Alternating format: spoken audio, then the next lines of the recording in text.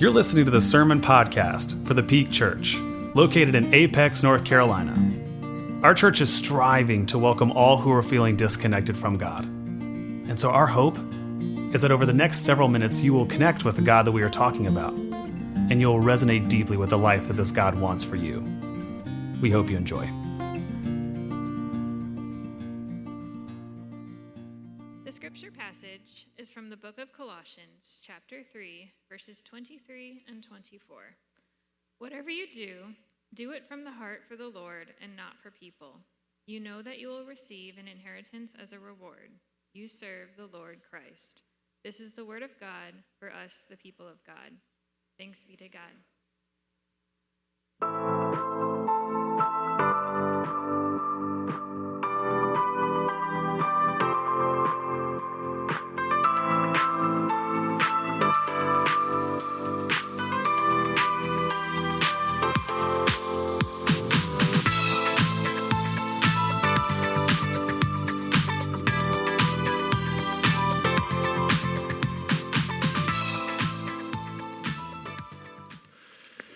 This morning, you are going to help me settle a debate.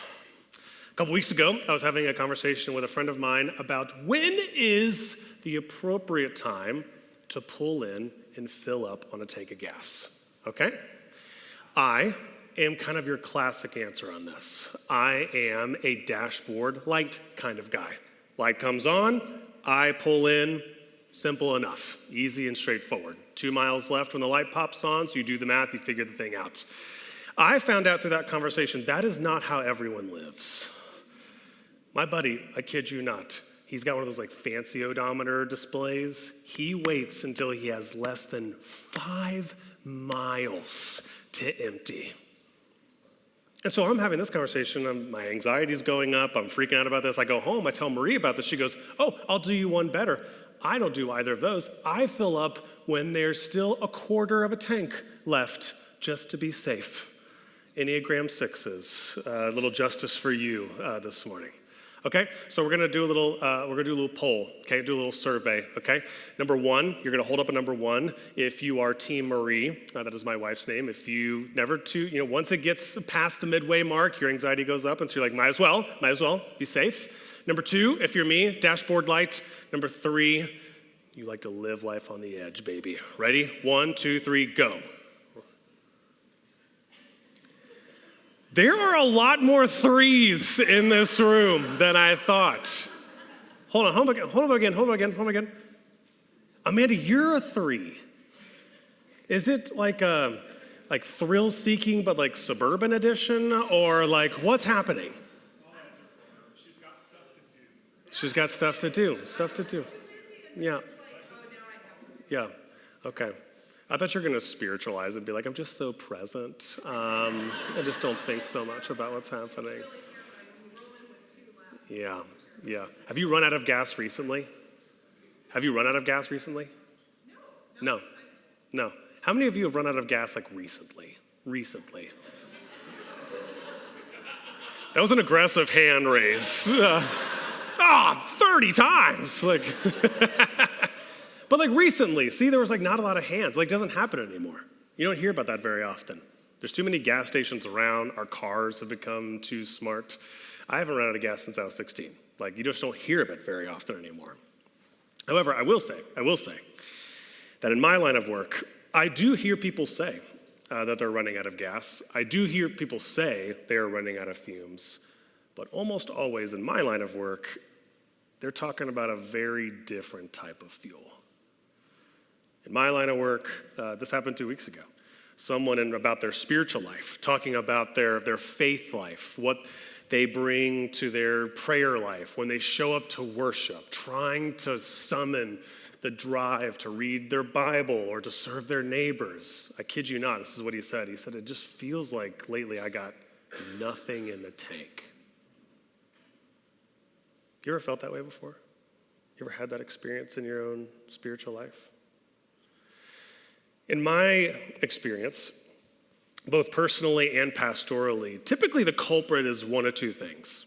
Sometimes you're out of gas because you're just not resting enough. you're doing too much, you're too busy, you're working too much. And so, yeah, duh, you don't have anything to offer to God because you don't have anything, you haven't been actually filling yourself up. And if that's you, we talked about this 2 weeks ago in that sermon, and you can find that sermon online, you can find the podcast. But because today I want to talk about the second culprit. The second reason why sometimes in your and my spiritual life, you and I will go through seasons where we feel like you can't summon the drive. You can't summon the desire. It feels like you just can't get motivated to show up and engage. And it's not because you don't have any fuel, but it's because you've been running off of the wrong kind of fuel. You see, friends, sometimes you run out of gas spiritually, and it's because what you've been running off of, the motivations and the things that have been driving you, have been unhealthy. They've been unhelpful. They've even been unfaithful to who God has called us to be. Paul talks about this in our passage for today. He says we need to be really, really mindful about who it is, what it is we are doing the things that we are doing. Who are you doing them for? Are we doing them for the things above or the things below, he says. He says this in Colossians. That's going to be the passage that we're studying today. Today we're going to be camped out in Colossians, specifically chapter 3. And here in this book is a letter. It's a letter by Paul. He's writing this letter to this church in Colossae that he's pastoring, he's shepherding. And after a lot of conversation in the book of Colossians about what Christians ought to do, in chapter 3, he shifts his focus and he starts talking about the why behind what you do. He says this. He says this in verse 23. Whatever you do, do it from the heart, and do it for the Lord, and not for people. Now, this verse, there's a really, really key word, there's a really cool, key phrase in here that we need to understand if we want to really unpack what Paul is trying to say, and that is the words from the heart. It feels like if we're going to really understand the point that he's trying to make here, we really have to understand what was he talking about? What did he mean by from the heart? A lot of people use this word. It's a very common word. Just follow your heart. Do it from your heart. Do it with all your heart. But we kind of lose track as to what it actually means. And so a little quick Greek lesson for you. The word actually used here, it's actually one word. The word used here is psyche. Psyche.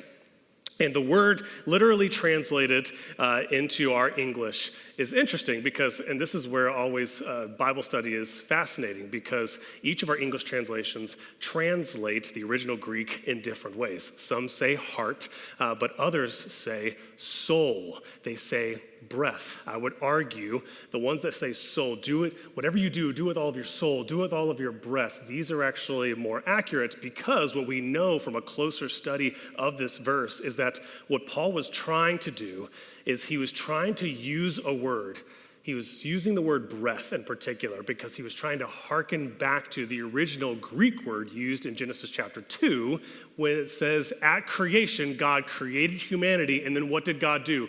God breathed life into us.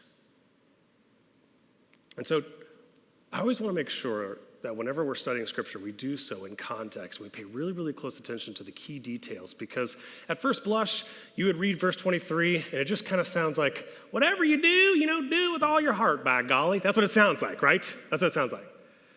But actually, once you understand the layers to this, what you begin to find is that what Paul is really saying is he's saying, whatever you do, make sure the place from which you're doing it from is the very breath that God has put into you.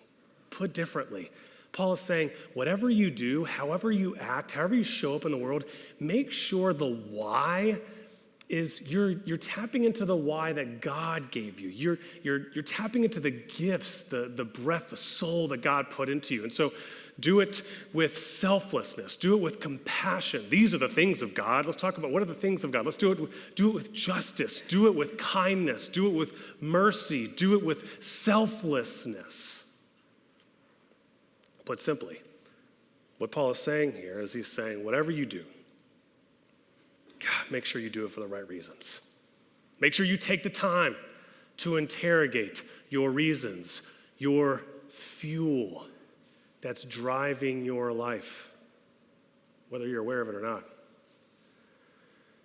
And I think Paul, based off his own experience and based off the pastoring of these people, he knows that there are a lot of us who we go through life just sort of going through the motions. We don't really examine our motivations. We don't spend a lot of time examining what is the real reason why I ran after that job, or I went after that relationship, or I made this decision, or I acted or behaved in this way.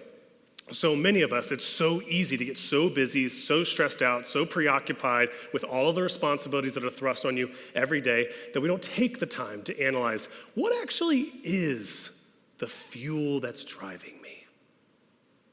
In other letters in the New Testament, Paul talks about a number of fuel sources, a number of motivations that if you're not careful can sneak into your system.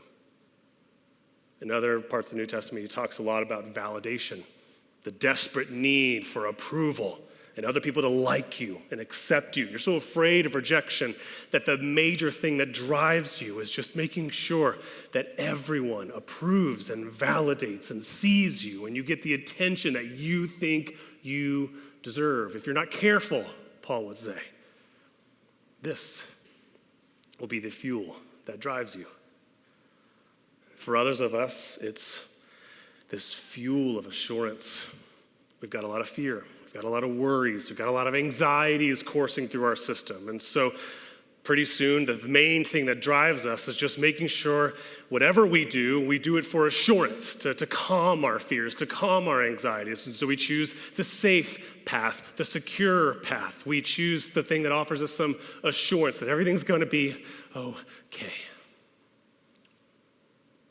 For others of us, we weren't paying attention, and revenge, anger became the fuel that entered into our system. Maybe for as long as you can remember, you've been so hacked off. And maybe some of you have really good reasons for this. Someone did you wrong, and you've been harboring that for so long that it became your primary MO, that now everything you do it to prove that guy or that girl wrong, or you do it to get back at somebody or something, or you just spend all of your life keeping very close tabs on who owes me and who's offended me. You keep score on who is actually deserving and earned the right to be with me or not. Others of us, it's not an outward anger, but it's an inner anger. At some point in our story, we made a mistake or a series of mistakes, and we carry so much guilt and so much blame that the main driving force in our life is we'll do anything to just not feel so bad about what we've done and the mistakes that we have made. We don't even know when it started happening, but the main driving force is now, how can I live a life to make up for that thing I did, that person I was? Some of us here this morning are very self-aware, and so pretty readily we can look at that list, and this is not an exhaustive list, I'm sure there are others out there, but we can look at this list and we can pinpoint, I've been running off of fill in the blank a lot lately. Others of us just need a little help. And if you need a little help, no shame. There's a quiz for it. So I feel like there's a quiz for it? Yeah. I came up with it 3 days ago. But yes, there is a quiz for this. If you're curious, what are the big drivers in my life? The big motivators for why and how I live? Ask yourself this question, okay? On a bad day, not on a good day. Don't grade yourself on a day where you're feeling really healthy and mature. And bleh. No, when you're having a bad day, you're stressed out, you're tired. When something goes wrong, what is your default? Is your default to hyperfixate on yourself, explain yourself, defend yourself, make sure everyone sees you the way in which you need them to see you? Do you worry about, oh my gosh, what else could go wrong? What if this just went wrong, what else could go wrong? And now I need to start worrying about that. New fear unlocked. Is that the way your default works? Do you get angry? Angry at somebody, angry at something. Or again, do you turn that anger internal? Do you become critical? Do you blame yourself for the thing that has gone wrong, for not foreseeing what could have gone wrong? Now, so again, some of you, that's all you need. Some of us need a little bit more help. We need something more specific, more tangible, okay? So say this afternoon, you leave here and you go shopping at your nice neighborhood-friendly Target. And let's say you are walking through the self-checkout line and bing, something goes wrong. Associate will be over to help you momentarily. I actually think it is impressive that Marie, my wife, has never successfully made it through a self-checkout line without needing the help of the associates. Every time. Our kids now wait. They've hedged bets with each other. They don't have any money, but they're like Skittles in the corner. They're like, all right, I'm saying it's this item. Okay, I say it's this item. Like they're hedging bets in the corner on when she's going to need some help, need some assistance. So say this is you. Say this is you. You're going through the self-checkout line. Again, you're having a bad day. You're stressed out. You're not on your best. Something goes wrong. What's your default? Are you going to spend the next couple of minutes explaining and defending yourself to the clerk? Oh, you understand. I did everything I was supposed to do. I did the tap, but then it said do the insert the chip. And then I did the chip, and it said do the tap. And so you're explaining yourself for minutes. And that employee is 18 years old. He do not care. He woke up 10 minutes ago. But you need his validation. Do you worry? What else could go wrong? Have you seen, by the way, when you do the self-checkout, they've got the cameras at the most unflattering angles, by the way? I look up at that thing, I'm like, who is that? Oh, dear God. But do you worry? Do you spin out? Like, oh my gosh, they just caught me on camera. Do they think I'm trying to shoplift? I'm going to get arrested. I'm going to go to jail. I'm going to lose my job. What is happening to my life? Do you get angry? Angry at the clerk? Like he had any say in how that machine functions? Mad at Target, the corporate office? Why don't they just figure this thing out by now? Do you just get mad at technology in general? Do you turn inward? Become critical of yourself? Yell at yourself on your walk to the car afterward? It's like, God, you're such an idiot. You can't figure out anything. Yep, there you go again. Of course, your relationship is a mess. But of course, your marriage is a mess. Of course, all your friendships are a mess. Of course, your work is a mess. You can't even navigate a freaking machine. Where do you go when something goes wrong? Now, we started at a very trivial exercise, a really trivial scenario, because I need you to understand how important, I need you to be open to engaging, identifying what that fuel source is inside of you, if I'm going to ask you to then go to the next step and understand how vitally urgent it is that you understand what's driving you. You see, friends, a lot of people go about their life and they don't know. They don't even ask what's driving them. And as pastor, I just need to say to you, if you don't know what's driving you, my next question is, do you even know where you're going? What does Paul say next in verse 24? He says, the place you operate from ultimately determines what? What type of inheritance our life is destined for. If you're never asking that question, do you even know what you're veering toward? Maybe just to put it simply, one of the things that Paul is trying to help us understand is that unchecked fuel sources, unexamined motivations, oftentimes wind up in very unwanted destinations. If you don't believe me, ask Carl Lentz. If you don't know who Carl is, Carl was the pastor of Hillsong NYC, one of the biggest, fastest growing churches in America several years ago. Thousands of people, 7 worship services every Sunday. I heard that and I was like, okay, I guess I'm not that tired. Geez, I feel instantly worse about myself. He became one of the most influential Christian figures in American Christianity for several years, interviewed by Oprah, all these main magazines and publications. And I'd be lying to you if I didn't say that his influence also went to me. I was a deep, deep admirer of his preaching, a deep, deep admirer of the way in which he was thinking about people outside the church and how to engage people outside the church, people who don't give a rip about Christianity, don't give a rip about Jesus, don't give a rip about the church. And so you can imagine what that day was like when many people learned, that Carl blew up his life. 5 years ago, it came out that Carl was cheating on his wife, lying to his church. That church, in turn, imploded. Hillsong NYC is now gone. It's dissolved. It doesn't exist. And I'll give he and his wife, Laura, a lot of credit. It wasn't until after they had done a tremendous amount of rigorous, intensive work on themselves and their marriage for multiple years. It wasn't until after that they started a podcast. It feels like a punchline to a joke, right? It feels like, sometimes someone messes up and then 2 months later they're like, I wrote a book about it. Geez, go see a therapist or something. So I'll give them credit. They did the work.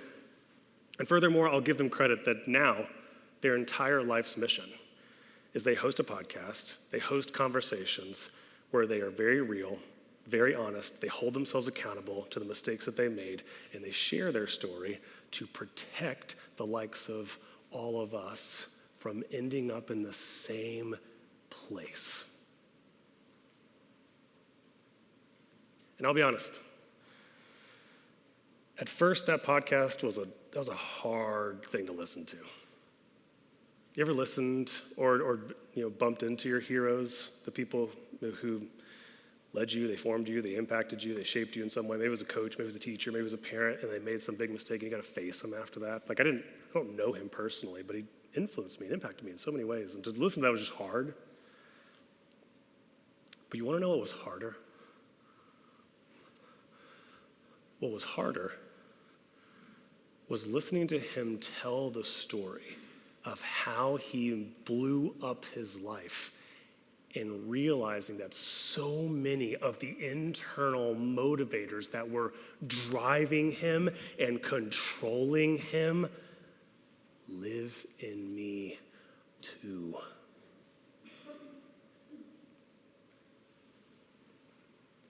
Probably one of the most haunting moments is one of the early episodes. He says this, he says, when you lead and live out of an empty place. Let's contextualize this. Let's retranslate that for our conversation here today.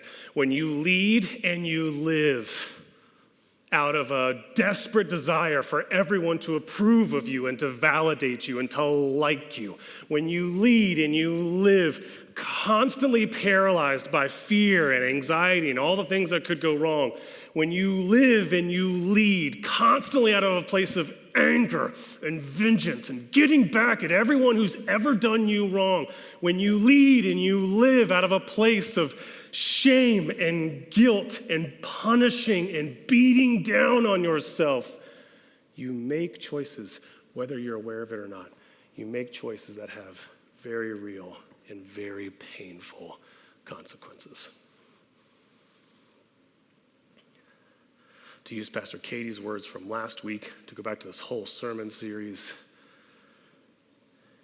if you aren't paying attention, they'll take you right off a cliff.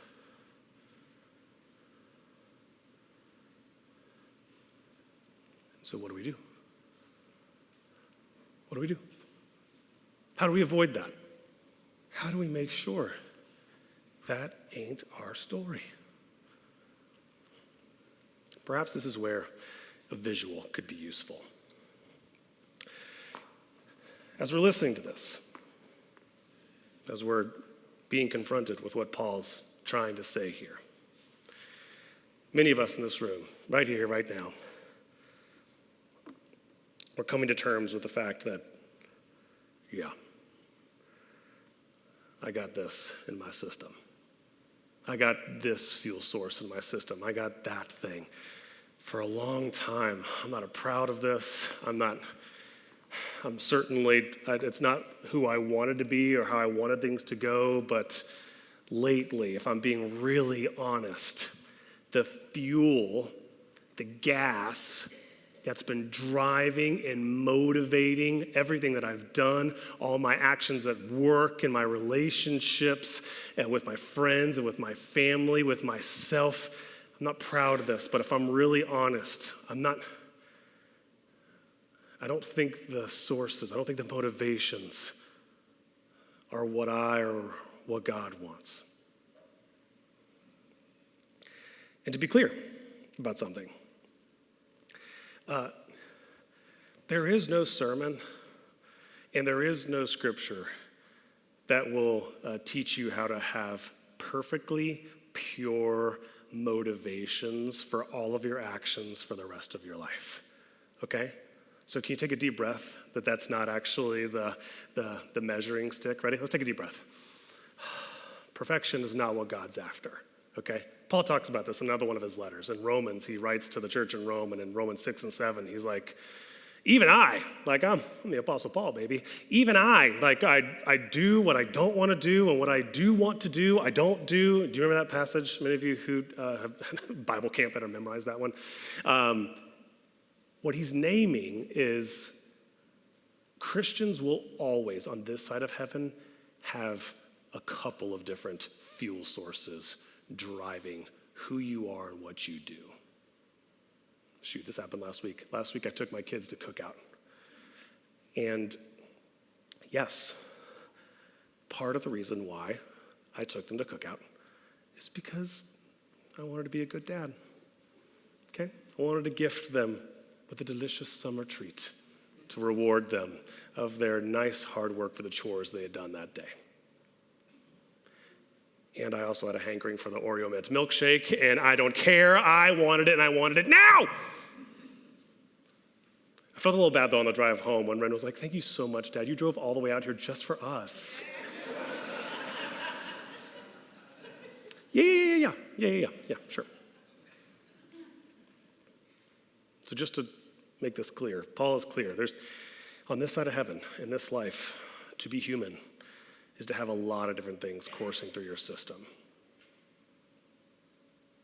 But what he also says is the responsibility that every single one of you as Christians, as followers of Jesus have, is to A, be aware of what is driving you, and B, to work like hell to try to reverse when you find that the fuel, the motivation that's driving you is driving you somewhere you don't want to go. It's to work and to do small actions, small counteractions to reverse the power that it has in your life. So let's put them up there and let's flip them. If you're someone here today who runs off of sweet, sweet validation, oh, it feels so good. Having everybody see you, notice you, think about you. If you don't want that driving everything in your life, try day in, day out, performing the counteraction. Try humility on for size. Maybe make it about somebody else other than yourself.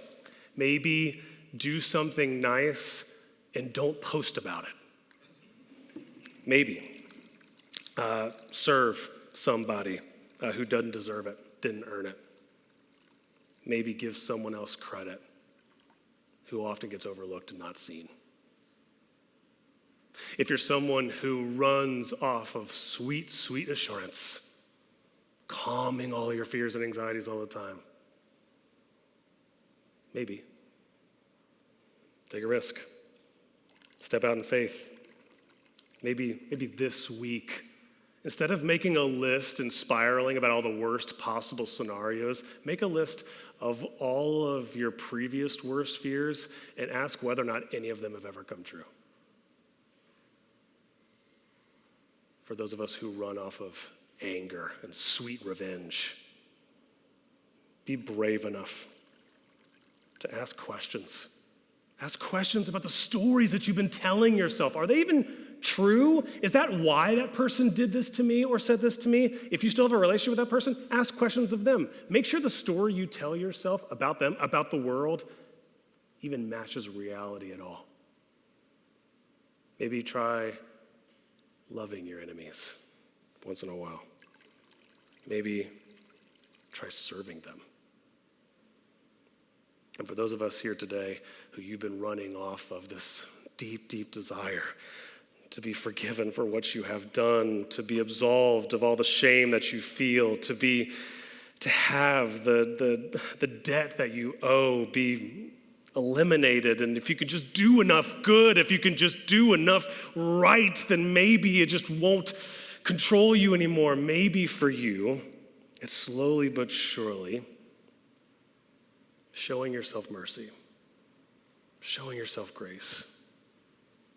Maybe it's learning to laugh at your mistakes every once in a while. Maybe it's going through an exercise where you say, I wonder what I would say to a friend who had done the same thing I did, and I wonder what it would look like to say that to me.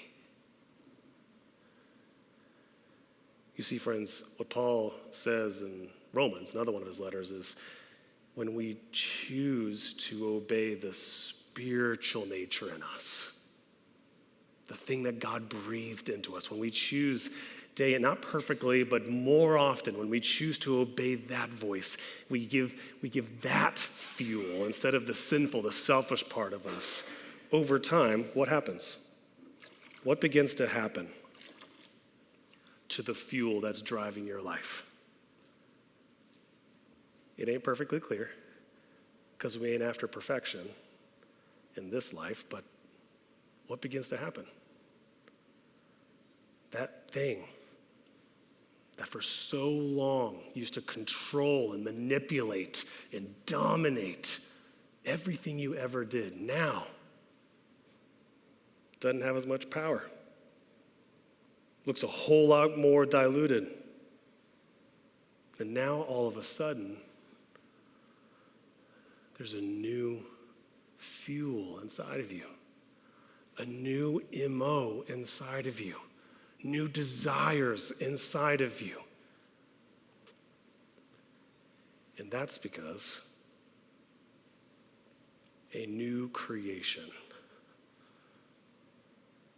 is awaiting you. Thank you for listening to the Peak Podcast. Make sure you subscribe wherever podcasts can be found. For more information on how to get connected with our church, please visit us at thepeakchurch.org.